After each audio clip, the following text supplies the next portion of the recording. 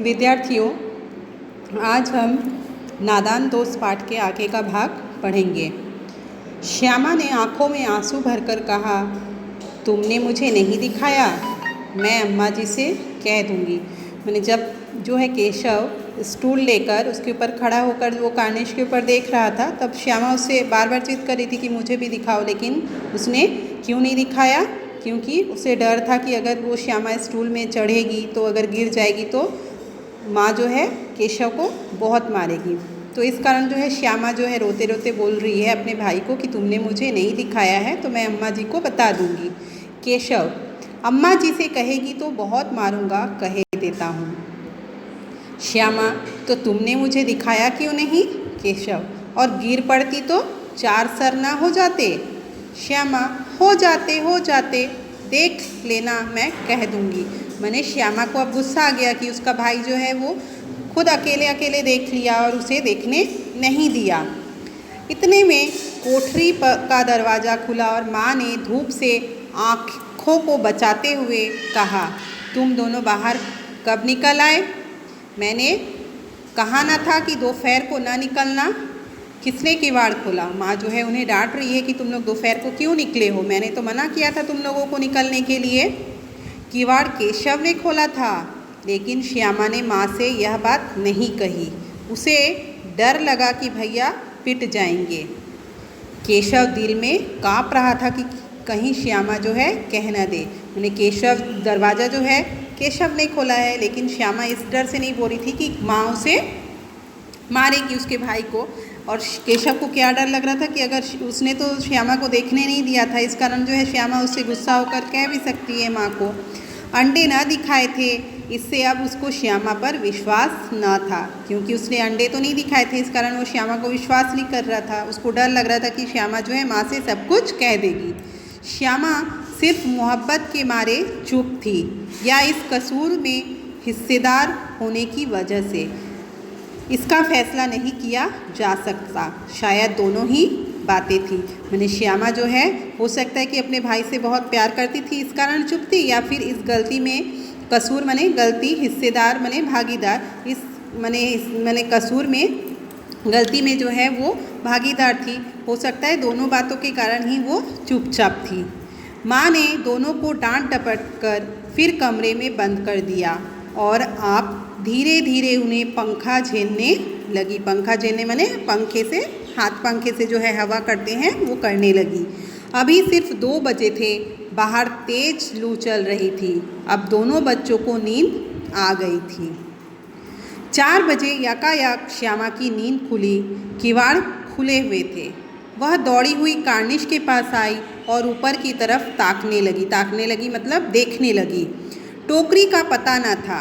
संयोग से उसकी नज़र नीचे गई और वह उल्टे पांव दौड़ती हुई कमरे में जाकर जोर से बोली, भैया अंडे तो नीचे पड़े हैं, बच्चे उड़ गए।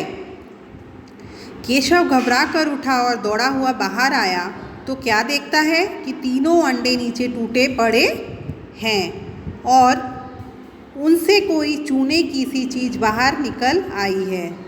पानी की प्याली भी एक तरफ टूटी पड़ी है। उसके चेहरे का रंग उड़ गया। सहमी हुई आँखों से ज़मीन की तरफ देखने लगा। मैंने ये सब जो देखकर है केशव को थोड़ा सा आश्चर्य होने लगा। मैंने डर गया वो और सहमी हुई आँखों से वो ज़मीन की तरफ देखने लगा। श्यामा ने पूछा, बच्चे कहाँ उड़ गए भैया? केशव ने करुण स्वर में कहा, अंडे तो फूट गए। श्यामा, और बच्चे कहाँ गए? केशव, तेरे सर में देखती नहीं है, अंडों में से उजला उजला पानी निकल आया है, वही तो 2-4 दिनों में बच्चे बन जाते। माँ ने सोटी हाथ में लिए हुए पूछा, तुम दोनों वहाँ धूप में क्या कर रहे हो? श्यामा ने कहा, अम्मा जी चिड़िया के अंडे टूटे पड़े हैं। माँ ने आकर टूटे हुए अंडों को देखा और गुस्से से बोली, तुम लोगों ने अंडे को छुआ होगा। अब तो श्यामा को भैया पर ज़रा भी तरस न आया। उसी ने शायद अंडों को इस तरह रख दिया कि वह नीचे गिर पड़े। इसकी उसे सज़ा मिलनी चाहिए। बोली, इन्होंने अंडे को छेड़ा था अम्मा जी।